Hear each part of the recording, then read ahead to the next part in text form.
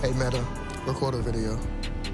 Oh yeah, bro, got the new metas. Cause this joint look cool. Come on, appreciate it. It's been a few little updates. So you were here. I actually looked it up before you guys got here. It was like 3.5 years ago. I think it was 3.5 years ago. I think it was May 2022. And it was March.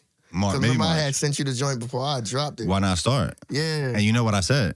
Yeah. I said it's about to blow. That's the one. And I was saying that as someone that has heard your music prior to that. Yeah. Like I've seen your show, I've been to your shows, I've heard your music, and like I recognize that song was different. Like That's crazy. I felt like that. And that was like, I think it was either right after you filmed the My Block Live, or you might have not filmed it yet, but it hadn't came out yet. Nah, I had just played it for you. Because I ain't had no type of video or nothing for it. I was like, yo, what you think about this? It was crazy about that record, because you and about everybody else who heard that record said, this is the one. And I was like, why is everybody saying the same thing? So you didn't feel special or different than your other music? No. I felt like that joint was like just me venting. That's it. Because mind you, like, you remember, like, I had keloids, right? Yeah. So when I came out from having the surgery, like, I started, I'm good. Yes, sir. I had started doing like I was doing car raps at first when I came out of surgery. And I did one probably 2 weeks after my surgery. Then after another 2 weeks, I did another car rap. Then I won the My Block Live video.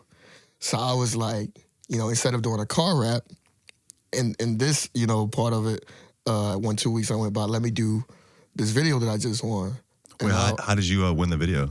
Because he had like some competition where you just submitted like a rap or something for a free My Block video. And one of the car raps that I did, I submitted it. And then he was like, yeah, you won. And I was like, oh, snap, okay, like, that's cool. You get what I'm saying? Oh, I'm still recording. Hey, Meta. Hey, Meta. Stop recording. Nice. Okay. But I won the video, and when I won the video, like, I knew that the song that I had to do would have to be like, yeah, if you're going to be on this platform, it had to be dope. And so at first I was going to do like a hype joint, because I was like, everybody up here, you know what I'm saying? Like, but then I was like, wait, no. I was like, Lord, could you please help me fill the gap in? Because when I was looking at most of the songs on the platform, it was like one or two main sounds. It was mainly like trap stuff. It was like, like trap or like something similar, but like it was like a slightly different sound, right? And so I was like, Lord, can you help me fill the gap, right? And I thought that the hype beat was gonna be it, but God was like, nah. And I don't remember how I found the Why Not Start beat, or if I already had it. Oh, so when you won the video, Why Not Start wasn't even made yet. Mm-mm. You made that song specifically for the My Block Live video. For that platform. Okay. Yeah, and I wrote that song in like 2 days. Like, and I had to be vulnerable in that song, because I had told God, like, once I got my surgery and once I felt more confident and comfortable with being in front of camera and being around people, that I would like share like the things on my heart. And God was like, yeah, remember when you said that? I was like, oh, snap. I did say that. It's time now. He was like, yeah. But like literally, when I recorded that song, I didn't feel I didn't really feel nothing. You know what I'm saying? Like, and like Riffy was like, yeah, the joint cool, like the joint dope. And I played it for my Uber driver coming out the studio. He was like, yeah, this is the one. I was like, huh? And I sent it to you or played it for you, all that. And I didn't think that anybody would be able to relate to what I was saying. Because I'm saying, like, you seeing me smiling, everybody used to seeing me happy. Everybody used to seeing me, like, be the encouraging person, but I feel worthless a lot of times.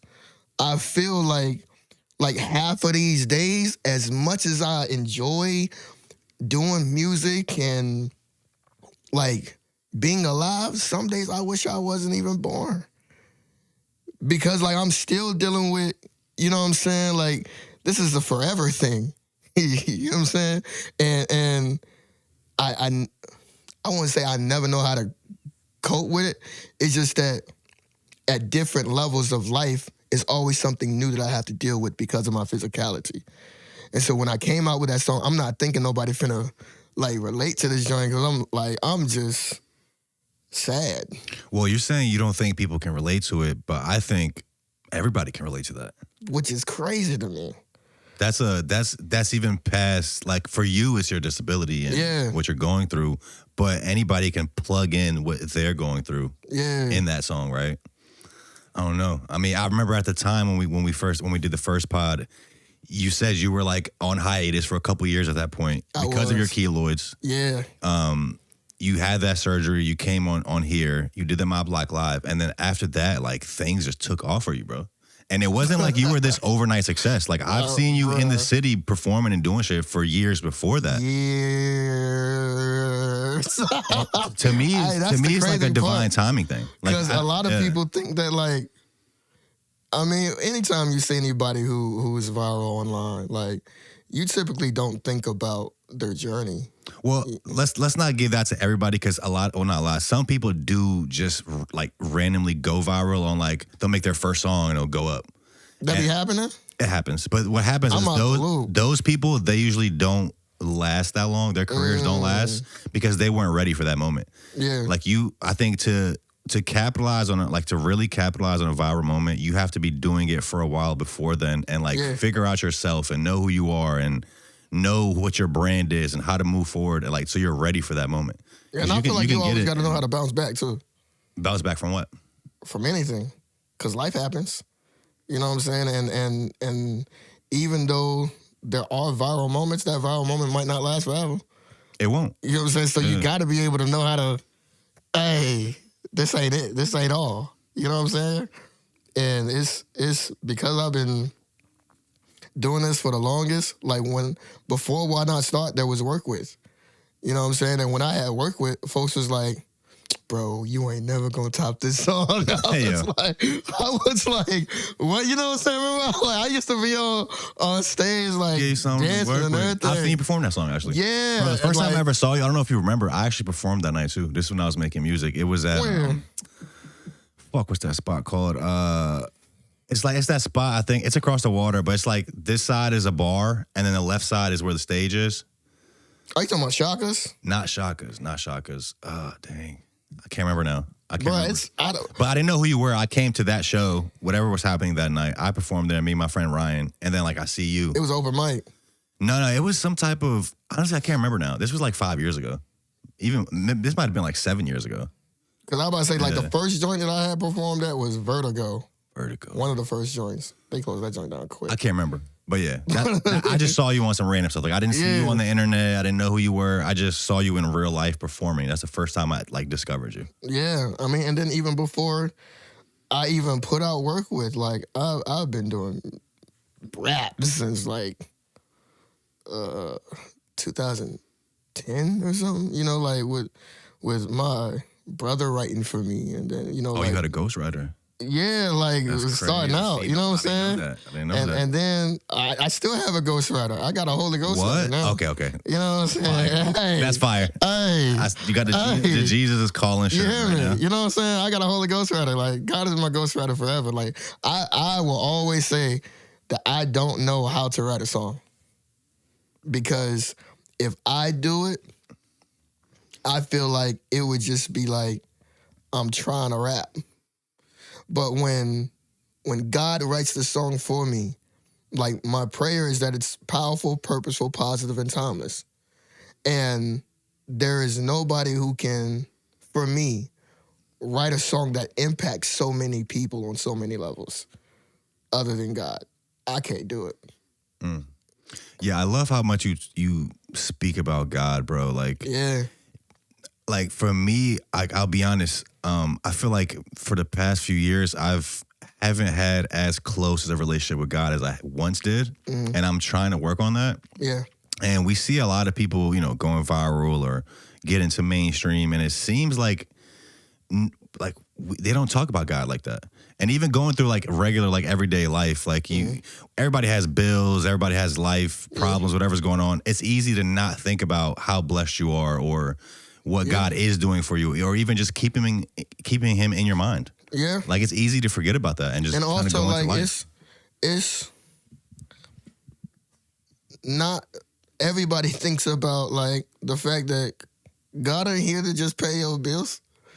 You know what I'm saying? Like God ain't your genie.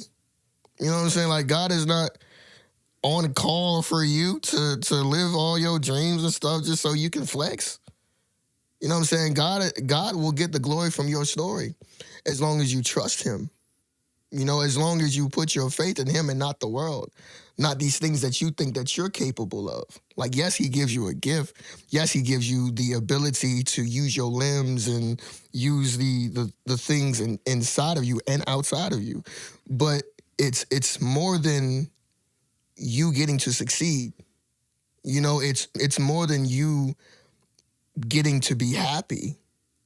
It's a personal relationship with him that shows him no matter what you get here on earth, you'll always go to him before you run to the world for every problem that you have or for every success that you have, And I pray that you get the close relationship with God that you desire.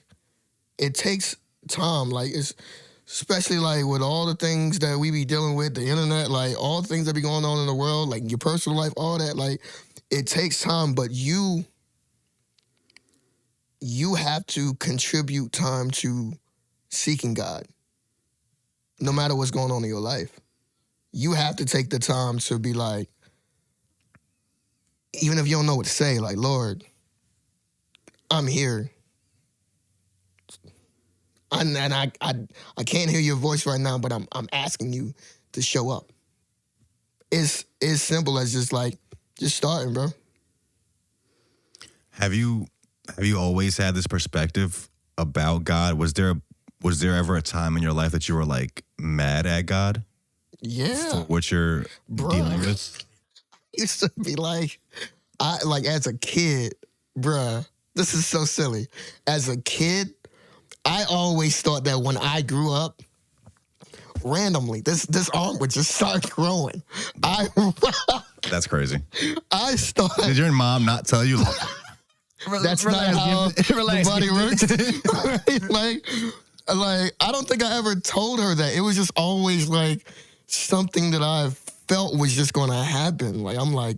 I mean, as a kid, I guess you see your teeth growing out. Like you got new teeth. Right. You're like, hold on, it might grow. Like you never know. Puberty, I might grow like a knuckle or something. But there was a point when I was mad at God.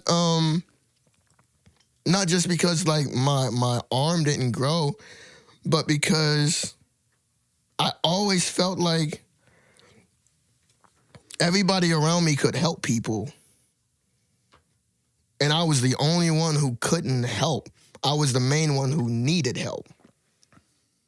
So I'm like, bruh, I'm not trying to cry all the time because I can't tie my shoe. I'm not trying to be in my feelings about like it takes somebody else 5 minutes to make a peanut butter jelly sandwich, but it take me 30. And I was mad at God for so many years because I'm like, I'm looking around and there's nobody like me. And I'm trying to figure out why me? You found your own way to help people though. Yeah, but that's because of God. Literally, I don't know if I told you last time, but bruh, when I was 16, and I tell this story all the time, when I was 16, I literally, not even in a respectful way, sat in my living room, crying my eyes out because I was ready to take my life. And I sat there. There was nobody else home. I don't know where everybody was. Like, my Dukes was probably at work, and my siblings was probably out with their friends. And I sat there and cussed God out. Because I said, why would you leave me like this? And I'm seeing my close family get to go out the house and enjoy other people and stuff. I had no friends. You know what I'm saying? And I cussed God out, asking him to show me my purpose and to show me why he had me here on earth.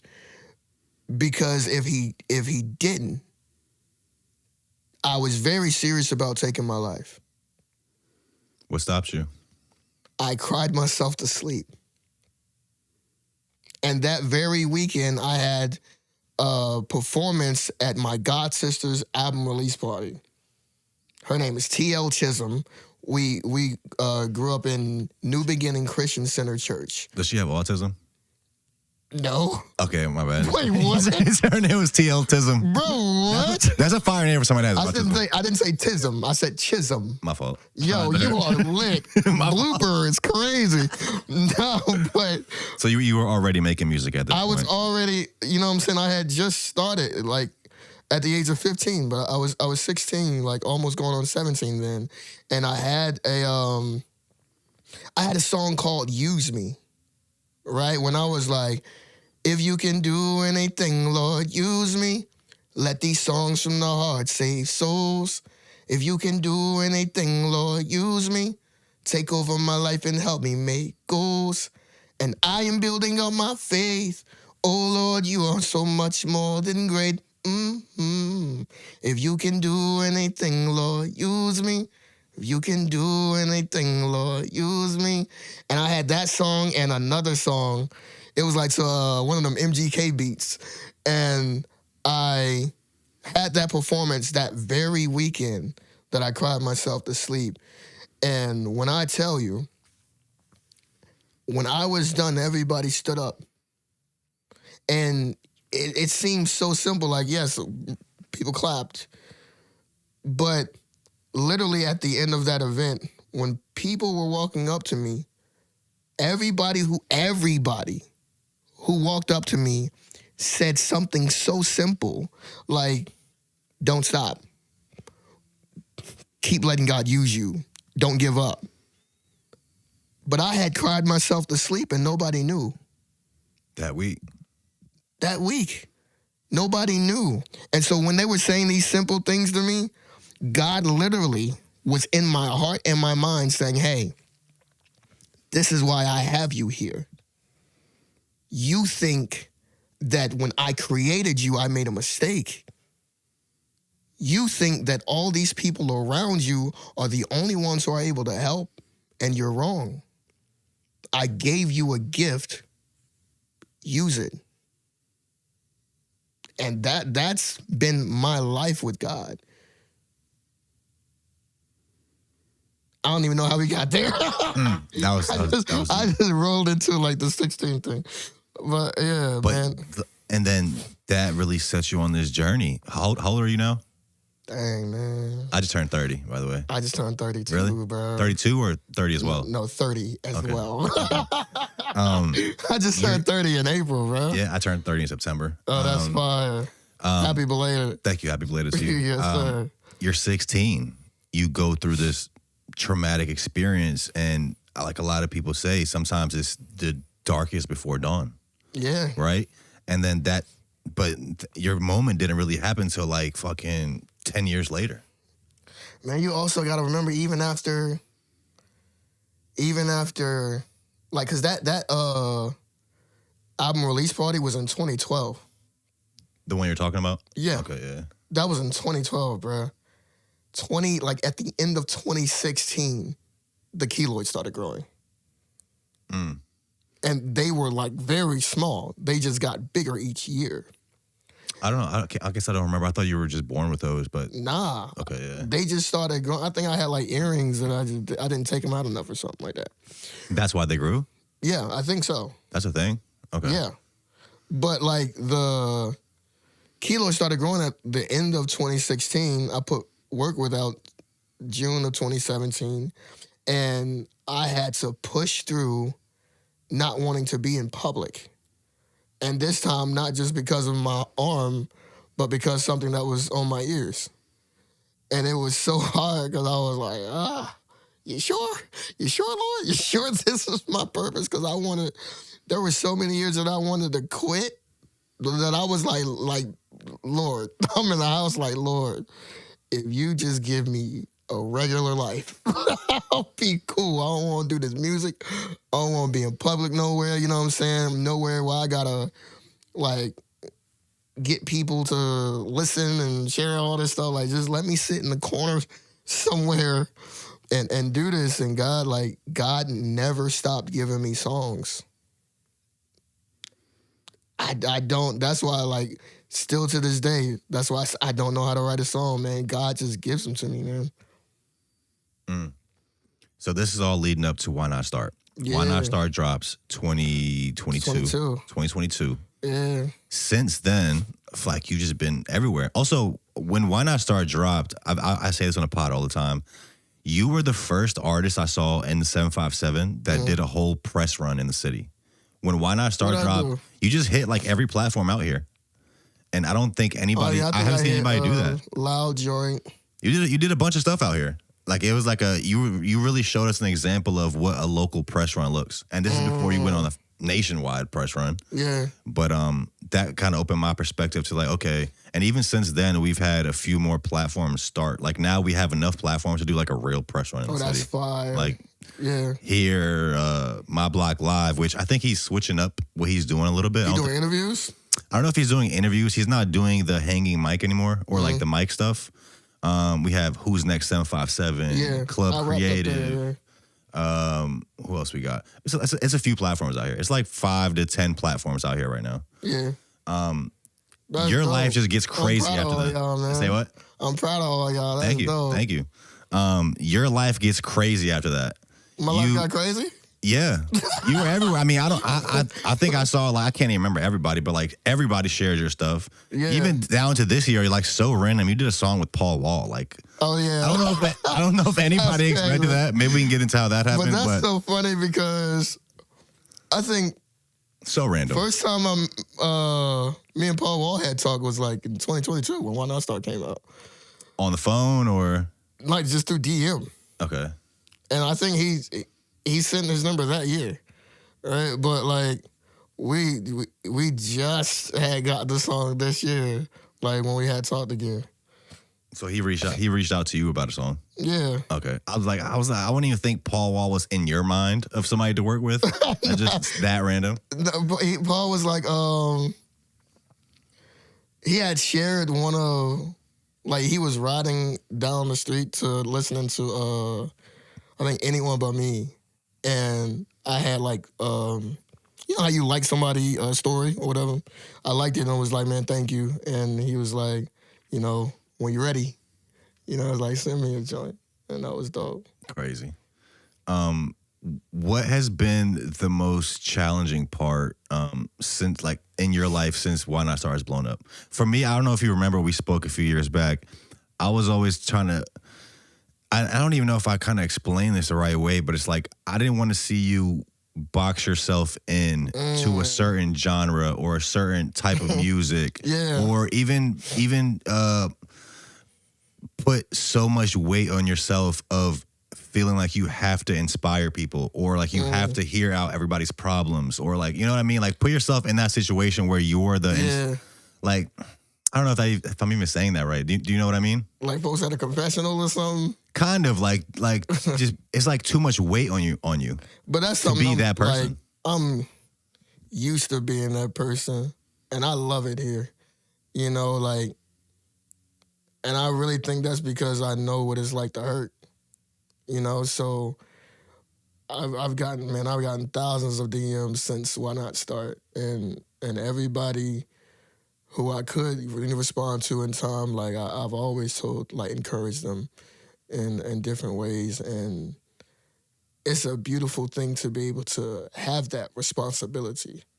You know, like, since Why Not Start, the most difficult thing has been like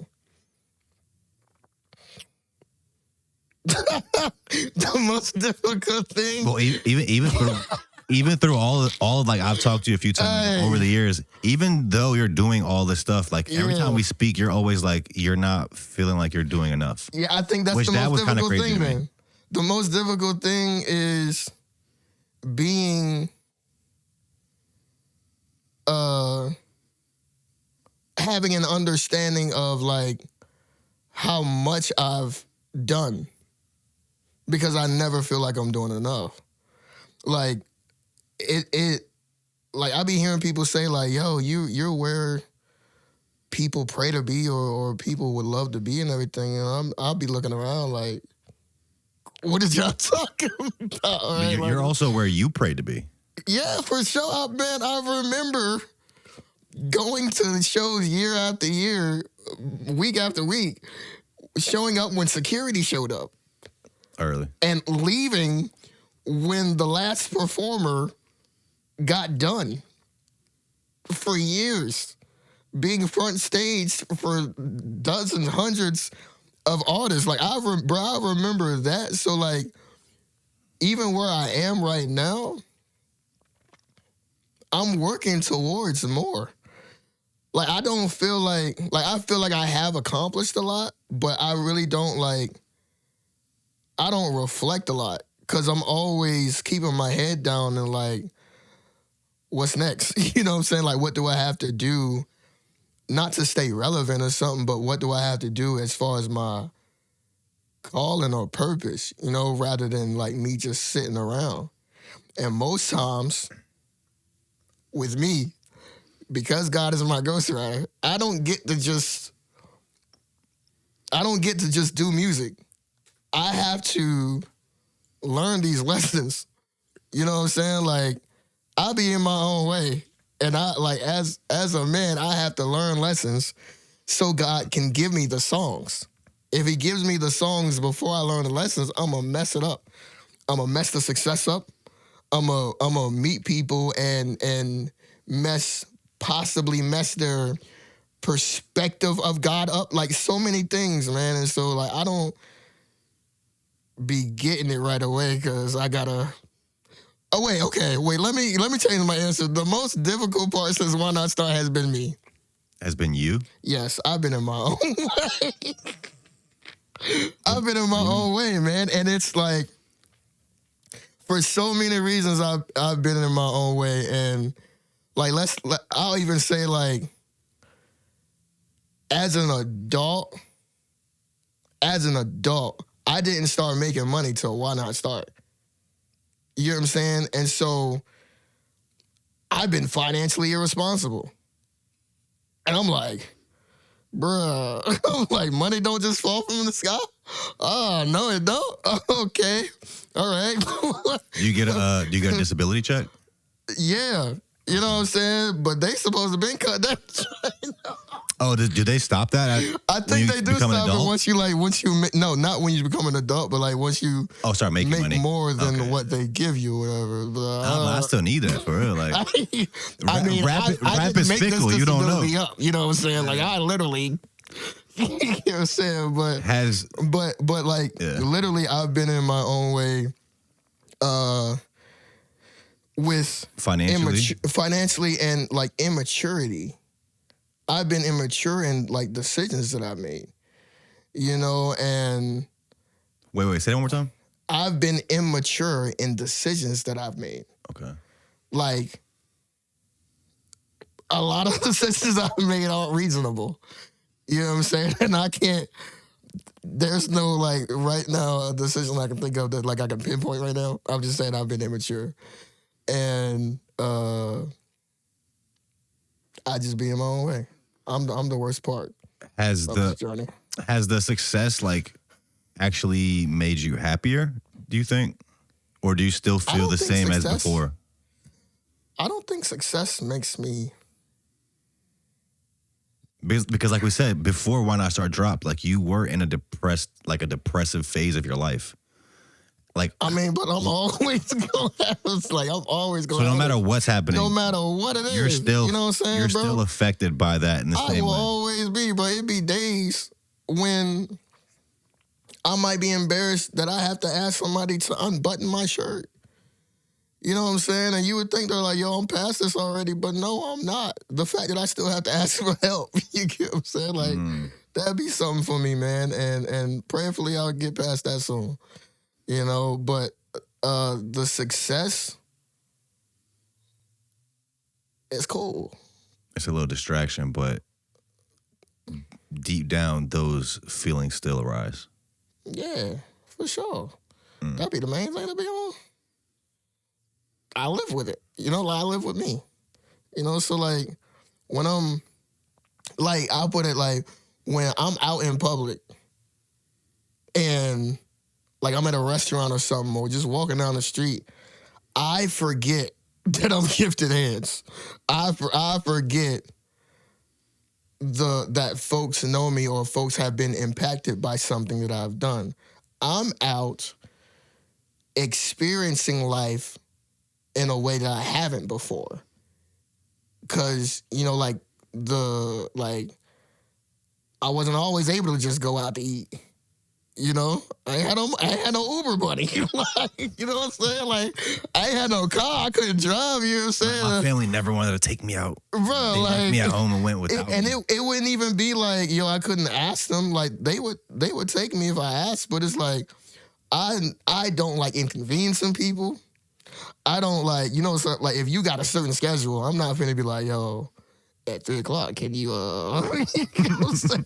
Like, you're saying. Well, that's another thing too. So speaking of food and going out, on our last episode, you told me the idea for Getaway with Gifted. Bruh. And like you just started that. Bruh. How's that been? You see how long it took to start though? Why not start, bro? Bruh. That was actually like when I just went to New York. Yeah, episode 1 was in New York. I just went to New York and I was invited by Marcus Hall to go to something called the Kingdom Choice Awards. Okay. Right? And I had already worked with the videographer Drake in Nashville. And videographer's name is Drake. The videographer's name is Drake. Not Graham, but like Drake. His name is Drake. But I had already worked with him in Nashville, and I loved his, like, just the way it looked. What video did he do for you? Maybe Karen could We had just did like just different like content, like the stuff that I be posting on Instagram and stuff. Yeah. We did different content, and I love the way it looks. You can tell when somebody loves what they do, you know, and I could tell. And so when he came out there, we weren't gonna do Getaway with Gifted. We were just gonna do more content for the songs. And his mom was there, and she was like, well, you guys could do something else. And I was like, well, I've always wanted to do Getaway with Gifted. Yeah. Because, hold on. I just got excited. Okay, because that actually started because I recently started learning how to swim. And one of my Uber drivers said, this passion that you're putting into learning this skill, make sure you put it into other things that you thought would be too hard to do. He was talking about your passion for music. She was talking about whatever it is that I thought would be, you know, like something that I put on the back burner.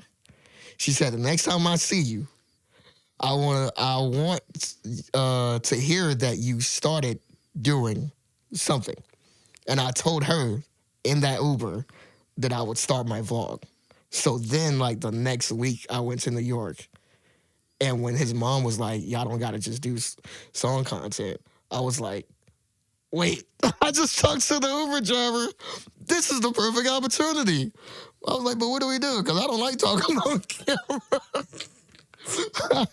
And she was like, well, he can just ask you questions or something. And I was like, Sure, like most of the stuff that people see me post, I don't talk like in none of the stuff. It just be me rapping the song, like the song, but the song be over. You're not really hearing my voice. You just hearing the song. So like that was new for me, and I think it's gonna be a very interesting thing, especially the more financially responsible I've become. Well, I think when you first told me about the idea, you originally said like you would invite people with you. Like people can go with you. Changed over the years. Now that's not a thing anymore because the logistics is just crazy. Not the logistics, but it's like I want to send people on vacations. I'm not sure if I want them to come with me on vacation. I want them to be able to, I think I want them to be able to go wherever they want to go. You know what I'm saying? And possibly, if our schedules align, maybe on like the third day, however many days are out there, I pop up and we have like brunch or something. Okay. That's going to be called gifted getaways. I think that's doing with me traveling is called Getaway with Gifted because people are seeing. And is Getaway with Gifted, is that like food centric or is that just the experience of the total experience of wherever you're at? That's the experience of me enjoying wherever I am. Yeah. That's beautiful. The gifted getaways, I think, could be very feasible. I know there has to be a company that's willing to sponsor that. You think so? 100%, bro. Oh, also 100%. The problem was when I was talking to you about it, I always thought like, I'm gonna have to win the lottery. No, I'm gonna have to win the lottery or something so I can like constantly send people on trips. You get what I'm saying? And start a private organization where I can be the donor. You know what I'm saying? Versus a charity where people have to sponsor. I think you could definitely start a nonprofit. And you can find a company, a brand that would put the money up and to just be the official sponsor of that. I can see that happening easy. Think about it. Figure out some brands that. If you're out there. Yeah. Bro, I'm being serious. Like I think that would be easy for you. Yeah. At the level you're at right now. What level of? Okay, let me ask you a question. The level of notoriety and people know you, bro. Yeah. From all over the world. And from a marketing standpoint for a company, that's money for them. That's marketing for them, right? And that's not that expensive. I mean, companies put hundreds of thousands, millions of dollars into marketing. What's spending $5-10 grand on a little vacation for somebody? Yeah. For a family. Yeah. It's actually not that much for them. Oh, that's lit. It's like Walmart would sponsor that. Like literally. If you're listening. Sponsor gifted getaways, bro. Think it would work, bro. Getaway with gifted getaways. Yeah. Because you dropped the first one in New York. Are you planning on doing another one soon? Yeah. Where's that? You're gonna do a Virginia one? I don't vacation here. You gonna take a little vacation across the water? You know? I'm like, what am I gonna go to Hampton? Okay, so another thing I want to talk to you about is you did a interview and like a rendition of Why Not Start with Timbaland. Yeah. The city went crazy for that. Oh, for real? Bro, yes. That was fire. That's fire. That was fire. That's fire. Tell us about that. How did that happen? And that kind of leads into Timbaland Way Weekend, which is this weekend. You're performing at the Norva on Saturday. Yeah. How did all that come together? So I think it was like October of 2023. I had somebody told me that Timbaland be going live, and the music reviews. Yeah, somebody told me that he'd be going live and doing music reviews and stuff, and like a lot of people when Why Not Start went viral kept saying, "Bro, everybody know you." Right? So I was like, "Bro, no, they don't." I'm like, I keep tagging Pharrell to try to get him something or whatever, bro. Like, Pharrell don't know me. Like, Pusha T don't know me or nothing. You know what I'm saying? The whole time they did. So I had, just went up there, like, submitted my music, like, and then like did the skip the line thing or whatever, and like didn't know whether or not he knew me. I was just like, "What's up, man? My name is Get the Hands," whatever. And he listened to it was like 3 songs. It was Why Not Start, My Heart Instead, and Do Not Fear. And he was like, "Man, he said, yo, why nowadays y'all generation make so much sad music?" I was like, man, have you seen, like, cause I wasn't on camera or nothing. I was like, yo, have you seen my page? And he was like, he told Zay, he was like, yo, go to his page real quick. And so they went to my page and he was like, oh. I see why you're saying that's crazy. Yo. He said, yo, y'all gotta go and see this man's page. And he just started like encouraging me, man. He was like, you know, you're a blessing and everything. And then he was like, yo, I gotta bring you out to the studio or something. Whatever. I forgot what he said. But literally like probably a week or 2 later, because he had sent me his number and I had texted him, but like probably like a week or 2 later he called me and was like, we gonna bring you out to Miami. Did you tell him you were from Virginia on that live? Yeah. Okay. And he was like, we gonna bring you out to Miami and we'll go to the record store and everything. And I was like, well, I was just shocked because I was like, this is like surreal almost, you know what I'm saying? And he flew us out. He flew us out to Miami, and we went out there. Did the interview. We did our thing, man. Did the song. Like I didn't hear what he had did until like I got to the record store. Oh, the beat he made? Yeah. I didn't even hear that joint until I got there, and I was like, oh, snap. I was like, okay. All right. I know you said you were nervous and you were shocked, but I think you did very well. Oh, for real? Like, it's funny how when you're really logged into that zone, sometimes things just happen. Like, I think you articulate your passion and your purpose very well in a way to where it can remind someone of their purpose, right? And, like, even though you're nervous in the moment, like, things just kind of happen. If you allow it to, if you kind of get in that zone. Nah, cause that's the crazy part. Cause like half the stuff that I say or do, I'll go home and oh my gosh, like for like an hour or two, be like, overthink it. Yeah, did I say that right? Did I say the wrong thing? Dang, I should have never went there. Like just scratch the whole thing. This thing right here, which also I think he might have stopped doing these after that. He might have did like one more, maybe. He only did like 2 or 3 of them, I think. Yeah, I think Blonde was the last one. Yeah. Yeah. Nobody can top that one. So that was in Miami. This whole thing was in Miami. That was in Miami. That was fire.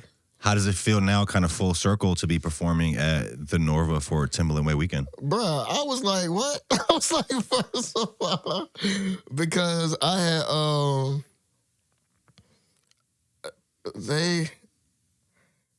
Batman called me. Shout out, Bat. Batman called me and was like, bro, you're available that weekend. And I was like, yeah, I'll be here.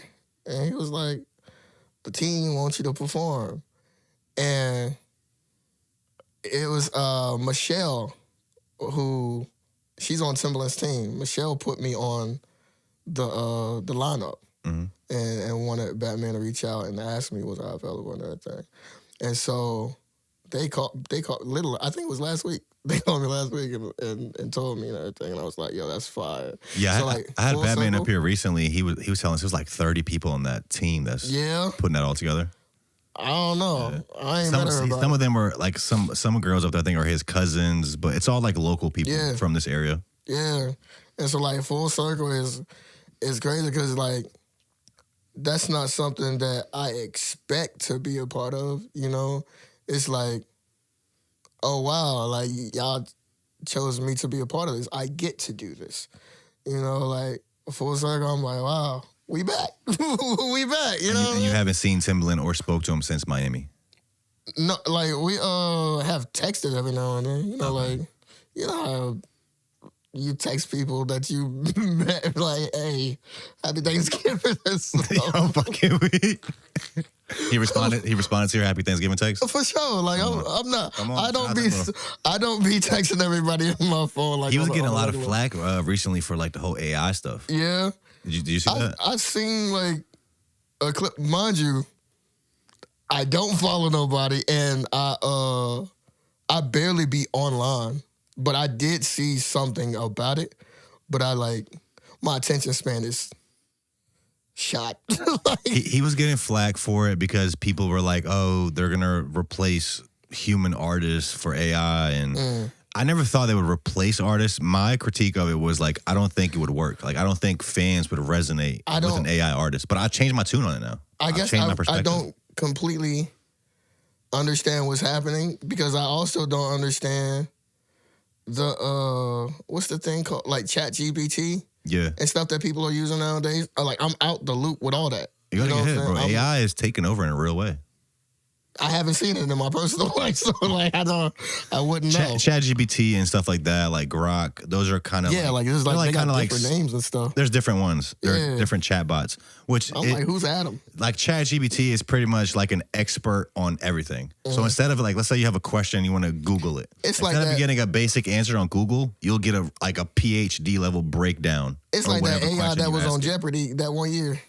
I can't remember. I never watched Jeopardy. Dang, I'm old. But like on the Timbaland AI stuff, I changed my perspective because now I'm like, it might work. Yeah. In a way, I was like, okay, fans might not resonate with an AI artist, right? Or it might replace humans. But then I'm like, okay. Like, what's an AI artist? What is that? AI? What's an AI artist? An AI artist is an artificial artist. He's not a human being. So pull it up right now. Timbaland has his own AI artist that he created. It's this girl. And they drop music and make videos. It's like anything a real artist would do. They created an image of a person? It's a person. But it's a fake person. It's generated. But I'm like, the reason I think it could work is like, for the same reason people fall in love with anime. Those are not real people. There's they love those characters. They love the soundtrack in it. So it's like, I'm kind of looking at it like that. Like, it could possibly work. Yeah. That's Timbaland's artist right there. What's her name? Is like Tata or something? Yeah. Oh, that's lit. Little Asian chick. I think she's Asian. Yeah. But yeah, I don't know. I think it's the future, bro. We haven't really caught up. Like, a lot of this stuff, like AI's, it's still fresh. Like, it's so good at what it does, but it's going to take time for it to really like get into society and culture and stuff. Like, in the same way that social media did. Like, if you remember back in the day, like us as kids, we were on MySpace, we were on Facebook, we were on this stuff. Tom was my first friend. You said what? Tom was my first friend. Everybody's. I don't know where Tom is right now. But like, we were on this stuff as kids and it was like important to us. Yeah. But businesses and corporations and politicians, they weren't on social media. Now it's found its way into everything. And it's like, you can't really exist without it. Yeah. In the same way, I think AI will be something like that. It takes time for it to really My goal is to be off the internet.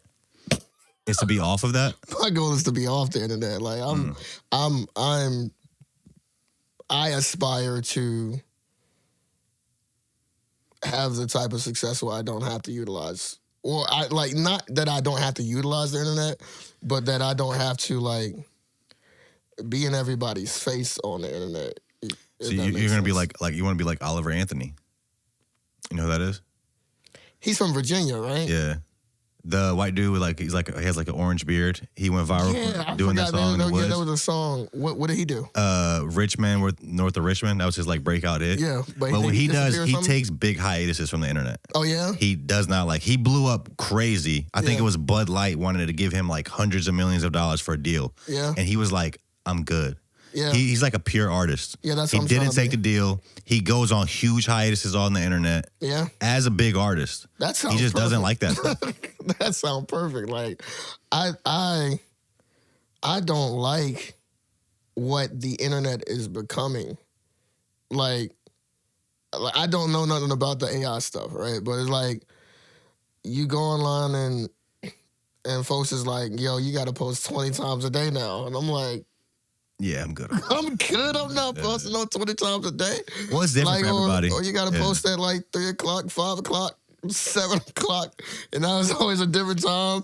And then, like the algorithm keep changing. So like, no matter how many followers you got, you still got to And then even when you run ads on the thing, it could be bots or it could be like, it's so much going on that. Bro, I talk about it all the time. Like the climate on social media right now with the algorithm and the trends and stuff like that. Like it really it messes with your creativity. Because as a creative, you just want to make the stuff you like and you want to drop it when you want to drop it. But it's like, yo, you want to also reach as many people as you can. Yeah, you know, and I mean, I don't mind running ads and stuff because I've been doing that since like 2015, right? So it's like, you know, we've never run an ad. For real? Yeah. It's like I've always felt like it's my responsibility more than the platforms to put myself in front of a different audience, right? So like I knew I had 1,200 or so Facebook friends, but I'm like, okay, they saw it, you know, like it's not like they're obligated to share my post when they see it. So I'm like, okay, how do I target the people in whatever city or state? I've been doing that since 2015, and I still do it to this day. It's just that, like, even now, when you run an ad, like, they'll slow everything else down just because, because I'm like, what the world going on? Like, I know I'm running ads. Like, I'm paying y'all.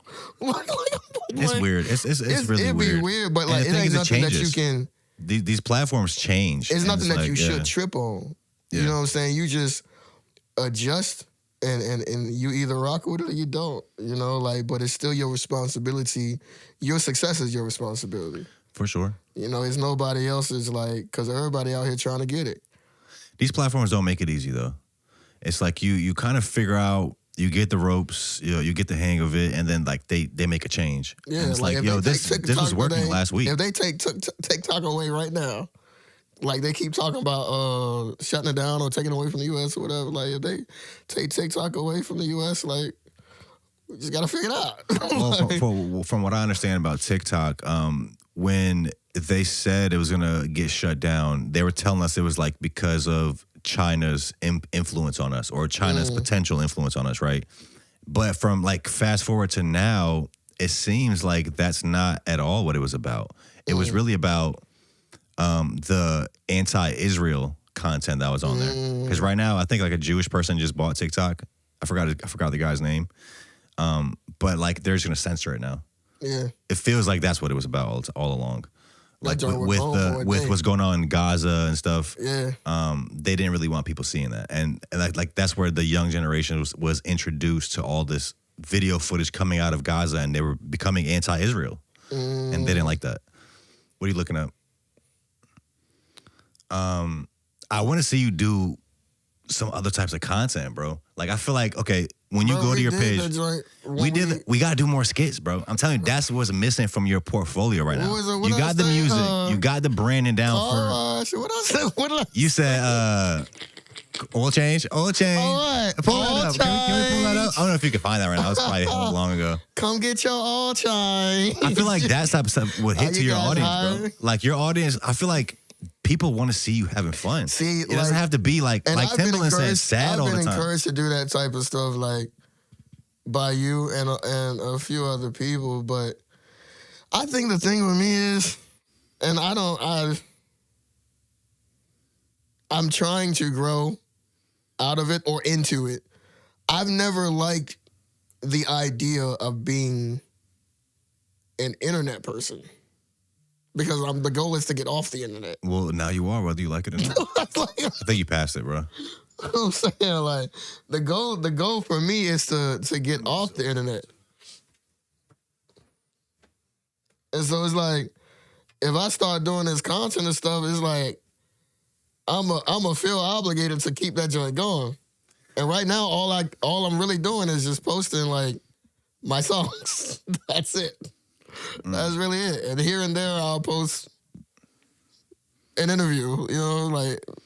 For me, I'm just looking at it like I think it'll be fun. Like you post a lot of your songs are like these deep messages, and it is sad or motivational. Yeah. It's like show people the other side of you. Like I know I do in real life, off the internet. I get it. You know what I'm saying? Like when the cameras ain't rolling and stuff, like I really do that. Like from my experience with you off camera, even on camera, like you're a funny guy. You like to laugh and have fun. You're not super serious all the time. I'm always. I think people that don't know you for real, they'll think you're like this serious guy all the time. You think that the internet thinks I'm like a sad, serious person? Maybe, because that is what you portray a lot of the time. Oh snap! I have a brand. Wait, here we go. Turn up on your phone a little bit. Let's hear this. I haven't watched this shit in years. Bruh. Oh yeah, I rap too. Oh, I rap too. You know what, Cody, go ahead and get a shot. Why not start and give me the money? Can't remember how y'all long remember after when we did this, yo? Vaguely. Oh, you know what's funny? Actually, I lied to the people that own that spot. I said we would promote them, but I never even like put their name in the description. Yo, you are wild. Oh, I do remember that sign like hit you in the face, I think, on one of those flips because we tried it a couple times. Yeah, bro, I love doing this case. Like, to me, I love doing podcasts, but like this type of stuff, that was fire. Yeah. That was fire. I'm not doing part 2 for that. You should pull up if we do it. Bruh. The poetry slam was really good. But like this type of stuff, it allows me to kind of express like my sense of humor, my other, like just kind of get more creative with stuff. And I love doing the type of stuff. I just don't know how to get myself to want to do it. It just has to be an idea you like. I think that's what it comes down to. Like, okay, like that sounds fun. Yeah, this shit right here, bro, this was different. Like, this was a great... The crazy part about this poetry slam, I don't know if you remember this, but in my mind, so shout out to the Can. They had this event at Assembly. I'm over here snapping. They had an event at Assembly, and they were like, yo, you want to do something here? I was like, okay, let's do this poetry slam. In my mind, I thought that we were going to come there, Zero was going to be the host, and I figured we were going to, like, get one person's poems, like stop, set up the camera, do another person's poems. Like, it would just be like this chopped up, like planned thing. But we get there and Zero is such a good host that he stays in character, and we did the whole thing straight through. So we technically did a real poetry slam. Oh, we did a real fake poetry slam. Like, think about it. Like, we went for 30 minutes straight and like stayed in character the whole time. That's what was really cool about it to me. We're gonna run it back, and Zero's got to host it again. Poetry Slam Part 2 coming up. Where we're at right now, so like we've been building our online presence. Like, for me, what I say is that's kind of one of our roles in the city is we're building our city's online presence, right? Yeah. But I want to start doing more stuff in real life. So Saturday, the day of the Timbaland Way performance, I'm actually going to be at the Norva, in front of the Norva at 1 p.m. Yeah. I'm doing this freestyle thing. I'm like, yo, can you pull the post up, Karen? I'm like, I made this post. I was like, can you rap? Prove it. So like honestly, the people that be having them the whiteboards. It was on a cardboard actually. Yeah, like that's so I'm just gonna do this impromptu thing where I just pull up to a location and like anybody can come and just be a part of this freestyle segment. And I think this shit got like over 200 likes, so like I didn't expect it to do that well. I feel like it might actually be a decent turnout, so we'll see. Yeah. But we want to start doing more pop-up stuff like this. So I think after this, our next thing is gonna be a flash mob skit. You know what that is? Oh, it's a beautiful night. So a flash mob is... I've only seen like the Mary flash mob. I don't know what that is. But a flash mob, like, it's kind of like... When random people start popping out and then that one person proposes. I don't know if I've seen that, but Kieran kind of put me on this. A flash mob is like kind of like a prank where like a large group of people will like do something and then you'll get the reaction of the regular public that's not involved. Yeah. Right? So our next one's probably going to be a blind person flash mob. So I'm going to tell people to pull up, and I'm thinking, like, we're going to get, like, 10 to 20 people to pull up somewhere, and we're all going to just look blind. We're going to have glasses and, like, walking sticks. Man. But the crazy part is we're going to go to a shooting range. So imagine a large group of blind people coming to shoot at your range. You're going to be like, wait, what? Y'all are lit, man. Hey, yo. What? Yeah, so that is probably going to be on the way soon. Gifted. You did On the Radar. You've done a bunch of stuff. Your newest album, Childhood Trauma, which I actually just realized today, you only have 2 albums out. Technically 1. Look, Mono Hands was an EP. That's a project. Let's say you got 2 projects. I got 2 projects. Childhood Trauma, that came out last year. You dropped like 6 singles this year, I think. I did. One of them is the Back Up with Paul Wall. Yeah. Your newest single, I Need Help, came out in July. I dropped 2 joints with Bizzle, too. Okay. And I dropped Do Not Disturb with Intellect. at the top of the year. Into like the guy from out here? Yeah. Okay, I know him. Well, me and him got a joint. What's next for you? You're talking about you're gonna get off the internet, run away and hide somewhere. What's next for you? Because we're not gonna hear from you if you're off the internet. Nah, facts. I think Timbaland performance coming up. That's what I'm saying. Oh yeah. If you're watching this is gonna be out. Well, actually, this is probably gonna be out on Monday, I think. Yeah. I mean, well, what's next? Well, what just happened was the Timbaland performance, the Nova. That was so fun, you know. In hindsight, that shit was crazy. Yeah, in hindsight, you know, the Nova was so fun this weekend. Congratulations to Timbaland again. What's next for me is like same thing as it's always been, man.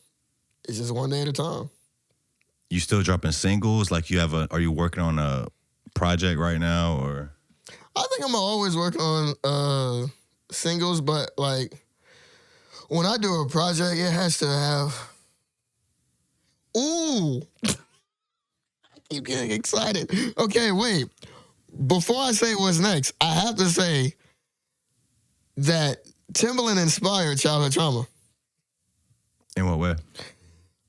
When I was in Miami in 2023, Why Not Start around that time was one of his favorite songs.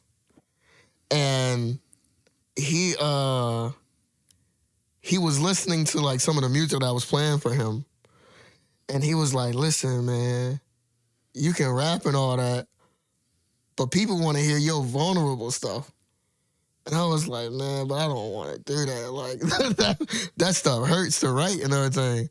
He was like, listen, you need like 8 more Why Not starts. And so from there, I came up with Childhood Trauma. Shout out to Timbaland. You know what I'm saying? What's your favorite song off that album right now? My favorite song is always going to be Anyone But Me, because I've lived my whole life wanting to be other people who I thought like were cool, you know. But that's my favorite song. And what's next, as far as like a project or anything, it might not have to relate to childhood trauma or whatever, but it's always going to, I feel like I'm going to have to continue to do albums that are vulnerable, you know, because I keep getting people who tell me like, yo, when we see you, like we get so encouraged and inspired because we know like you're going through it. We know you're going through it, buddy, so hang in there and keep making that music. But no, like, but I feel like I'm gonna have to keep making like vulnerable music. But the best thing about it is because God is my ghostwriter, I get to continue to do different styles with it, you know? So it's never like just the same song over and over again. It's just always gonna be a song with a message. You know, so that's what's next. Me pushing one day at a time and looking for sponsors for gifted getaways. We need that. Come on. Thank you, bro. Hey, man, always great talking to you. Let's not wait 3 years again to do this. Hey, let's wait like 5, you know what I'm saying? Because I got to come back to the internet after getting off of it, you know, and then realize, hey. Look, y'all might see some skits on the way. Some new skits. If you haven't, go check out the, I kind of just saw it, but the old chain skit we did. And the Poetry Slam. We'll put the Poetry Slam in the description. Yeah. Thank you, bro. Hey, always remember God is real. God is great. You do the work and you keep the faith. Come on.